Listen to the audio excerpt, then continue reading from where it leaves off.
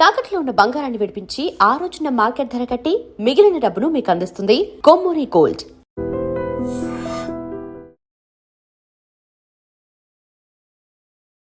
ప్రేక్షకులందరికీ నమస్కారం.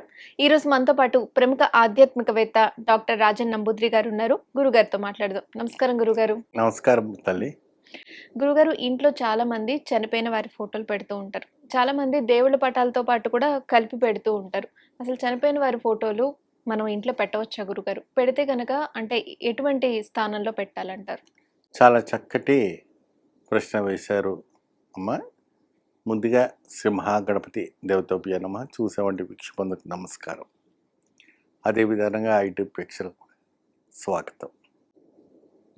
ఎప్పుడైనా కూడా పెద్దవాళ్ళు చనిపోయిన వాళ్ళు ఉన్నారనుకోండి, వాళ్ళని పితృదేవత అంటారు, పితృభూతము అన్నారు.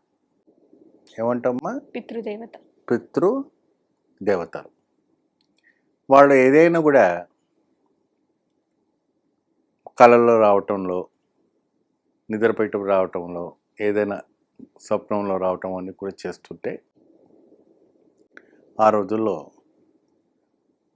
శుభ సూచనలు ఇవ్వటం, అంటే నీకు ఏదైనా ఆపద ఉంటే నీకు తెలియడం కోసం రావటం అని చెప్తూ ఉంటారు వాళ్ళందరూ కూడా. ఎప్పుడైనా కూడా పితృ దేవతలైనటువంటి పితృపటాలంతా పూజా గదిలో మాత్రాన పెట్టకూడదు.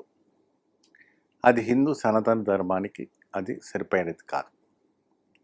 మీరు పెట్టాల్సిన వంటిది దక్షిణం నుండి ఉత్తరం వైపు సపరేట్గా పెట్టుకోవాలి. మీరు అమ్మగారు కావచ్చు, నాన్నగారు కావచ్చు, తాతగారు కావచ్చు, ఇంకెవరైనా కావచ్చు.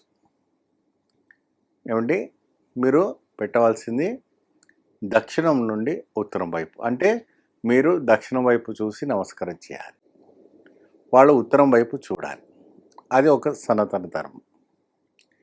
ఎప్పుడైతే కూడా ప్రతి సంవత్సరానికి వాళ్ళ తిథి వస్తుంది, వాళ్ళ తిథి రోజున కంపల్సరీగా పిండ ప్రదానం పెట్టడం అనేది చాలా అవసరం. వాళ్ళకి ఆ సంవత్సరం ఆ పిండ ప్రదానం పెడితే ఆ సంవత్సరం పొడుగునా వాళ్ళకి ఆహారం దొరికినట్టే. వారు ఇంకో జన్మ ఎత్తు ఉండొచ్చు, ఇంకేదైనా ఎత్తు ఉండొచ్చు, అది మనకు అనవసరం. కానీ మన హిందూ సనాతన ధర్మం ఏం చెప్తుంది? మీరు జీవకాలం ఉన్నంత వరకు ప్రతి ఒక సంవత్సరమున ఈ యొక్క తిథి వచ్చినప్పుడు కంపల్సరీ వాళ్ళకు పిండ ప్రదానం చేసి హోమం తర్పణం చేయటం చాలా విశేషమైనటువంటి ఫలితాలు లభిస్తాయి. నల్ల నువ్వులు కూడా దానం చేయటం వల్ల కూడాను ఒక అపురూపమైనటువంటి ఒక ఫలితాలు రావడానికి ఆస్కారం అనేది కనపడుతూ ఉంటుంది. పెద్దవాళ్ళ ఫోటోలు ఎప్పుడైతే కూడాను దక్షిణం నుండి ఉత్తరం వైపు మీరు పెడతారో మీకు చాలా వరకు కూడా కలిసి వస్తుంది. రోజు దీపము ఒక గ్లాసు మంచినీళ్ళు ఆ పటం దగ్గర పెట్టి నమస్కారం చేయండి. వాళ్ళ ఆశీర్వచనం ఎప్పుడూ మీకు ఉంటుంది. కొంతమంది అంటారు, ఏమండి మేము రోజు పువ్వులు పెట్టవచ్చా, రోజు పూలదండ పెట్టవచ్చా అంటే రోజు పువ్వులు పెట్టకుండా అవసరం లేదమ్మా. ఏదైనా శాండిల్వుడ్ మాలలు దొరుకుతాయి మీకు, రెడీమేడ్ మాలలు ఉంటాయి కదమ్మా, పూసల దండలని, లేక పగడాల మాలలని, తర్వాత ఇంకేదైనా మాలలనేసి మనకు మార్కెట్లో అవైలబుల్ ఉంటాయి. ఏమండి, ఆ మాలలంతా కూడా ఏం చేస్తారంటే వాళ్ళకి పెట్టండి. ఒక శాండిల్వుడ్ మాల పెట్టేసుకోండి. ఇది రెండు చాలా బాగుంటుంది. ఎప్పుడు సుగంధ పరిమళంగా ఉంటుంది, బాగుంటుంది. అక్కడ నిత్యం ధూపం చూపించేటట్టుగా పెట్టుకోండి. లేని పక్షాన 2 అగరబత్తులు చూపించండి. అలా చేస్తే పితృదేవత ఆశీర్వచనం రావటం అనేది జరుగుతుంటుంది. మరియు అదే విధానంగా సంవత్సరానికి వాళ్ళకు వచ్చేవంటి పుట్టినరోజు వస్తూ ఉంటుంది. దాన్ని శత జయంతి అంటారు, జయంతి అంటారు. ఏమ్మా, ఆ జయంతి రోజున వాళ్ళు అక్కడ అనాథాశ్రమంలో, హోమ్ ఫారేజ్లో, మరి ఎక్కడైనా గోశాలను వారి పేరు మీద దానం చేయడం చాలా విశేషమైనటువంటి ఫలితాలు రావటం అనేది జరుగుతుంది. దానం అనేటప్పటికీ అన్నిటికైనా పుణ్యమైన వంటి దానం ఏంటంటే అన్నదానం. అన్నదానము మీరు ఒక 10 మందికి పెట్టుకుంటారా, ఒక 100 మందికి పెట్టుకుంటారా, ఒక 20 మందికి పెట్టుకుంటారా, అది మీ ఇష్టం. మీ శక్తికి తగినట్టు పెట్టుకోండి. లేదా ఒక్క బ్రాహ్మణుని పిలిపించి వాళ్ళ ఇంటికి కావాల్సినటువంటి శాకాంబరం అంటే ఏంటి, కూరగాయలు, అన్ని కూరగాయలు కొనిచ్చి దాంట్లో తోటకూర పెట్టి ఏమండి ఆ బ్రాహ్మణునికి దానం చేసి మినిమం ఒక 500 రూపాయలు ఆయనకు దానం చేసి ఒక వస్త్రం పెట్టి నమస్కారం చేసుకున్నారనుకోండి, చాలా అపురూపమైనటువంటి ఫలితాలు రావటం అని జరుగుతుంటుంది. అది బ్రాహ్మణులకు చెందదు. బ్రాహ్మణునికి ఎప్పుడైతే కూడాను ఆయన మమ అనుకున్నాడు అనుకోండి, అది పెద్దవాళ్ళకి చేరుతుంది. ఎవరికి చేరుతుంది? పితృదేవతలకి. ఎవరికమ్మా? పితృదేవతలకి. ఆ పితృదేవతలకి పెట్టడం. కొంతమంది అడుగుతారు, ఏమండి అక్కడ మేము ప్రసాదం పెడతాం, అది మేము స్వీకరించవచ్చా? దానికి తప్పు ఏముందమ్మా?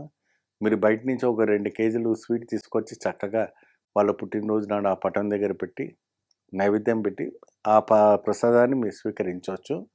ఇంటింటితో పాటు వాళ్ళందరూ కూడా తీసుకోవచ్చు, తప్పే లేదు. ఇంకోటి, దాని రోజు కూడా ధూపం అలాంటివి పెడుతూ ఉండాలి. దిశ అనేటప్పటికీ మీరు ఉత్తరం నుండి నమస్కారం చేసుకోవాలా, దక్షిణం వైపున చూస్తూ ఉండాలి. దక్షిణం వైపు ఎప్పుడు వేలాడుస్తూ ఉండాలి. దానికి ఎటువంటి కూడా ఇది చేసుకో. కానీ ఇంకొకటి చాలా పొరపాటు చేస్తారు, ఆ ఫోటో దగ్గరనే చెప్పులు వదులుతారు, మన చీపుడు కట్ట పెడతారు, మరి ఇంకేదో వస్త్రాలు, పాత వస్త్రాలు వదులుతారు. అవన్నీ పెట్టకూడదు. ఎప్పుడు కూడా ఫోటో దగ్గర చాలా జాగ్రత్త ఉండాలి, నీట్గా ఉంచుకోవాలి. వాళ్ళని ఎంత నీట్గా మీరు పెట్టుకుంటే అంత విశేషమైనటువంటి ఫలితాలు రావడానికి ఆస్కారం అనేది కనపడుతూ ఉంటుంది. మరియు అదే విధానంగా వారి ఒక నక్షత్రము, వారి ఒక తిథుల నాడు, వారు పుట్టిన ఒక సమయంలో ఉన్నటువంటి దాంతో కూడా దాన ధర్మం చేయటం వల్ల విశేషమైనటువంటి ఫలితం. అంటే ఏదో కోట్లు దానం చేయడం కాదు, ఒక 100 రూపాయలు ఒక చాక్లెట్ కొని కూడా దానం చేయవచ్చు, తప్పలేదు. గురుగారు, ప్రేక్షకులకున్న సందేహాలకు చక్కటి వివరణ ఇచ్చారు. ధన్యవాదాలు గురుగారు. నమస్కారం. And for more videos, Please subscribe to iDream. Please subscribe to iDream. Please subscribe iDream. And please subscribe to iDream. For more videos, subscribe to iDream. please like, share and subscribe to the channel. Congratulations, iDream. Subscribe to iDream. Subscribe to iDream. So subscribe to iDream Media. iDream ki iDream team andarki huge congratulations. Please subscribe iDream Media. Please subscribe to iDream. Subscribe iDream. Please subscribe to iDream. iDream అంటే నా కళల ఛానల్ను subscribe చేసుకున్న నోరు తిరుగుతలేదు, మీరైతే గంట గుర్తు కొట్టండి. For more such videos, please subscribe to iDream. Subscribe to iDream. Please subscribe to iDream. Please subscribe iDream Media. Please do subscribe to iDream. Please subscribe to iDream Media. For best entertainment and information, please subscribe iDream. And don't forget to subscribe to iDream.